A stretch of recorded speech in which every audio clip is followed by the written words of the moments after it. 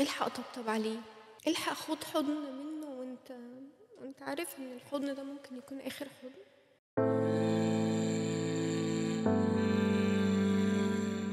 أنا كان في ناس كتيرة أوي لمّا كنت باقعد أتفرّج على الفيديوهات بتاعتهم بيتكلّموا عن فقدان الأب، باقول بصراحة هُم بيأفوروا، عادي ما إحنا كُلّنا بنتعرّض لحالات موت كتير وعادي الدنيا هتعدّي.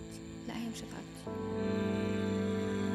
هتحسّي ساعتها إن أنتِ في جزء كبير أوي في حياتِك كان حلو. أنا مش عايزة حد يحس الإحساس ده، بس لمّا تحضن أبوك وهو على السرير في أوضة عمليات أو تحضنه وهو في مستشفى، أحسن بكتير ما ما يوصل بيك اللحظة إن أنت مش عارف تلمسه.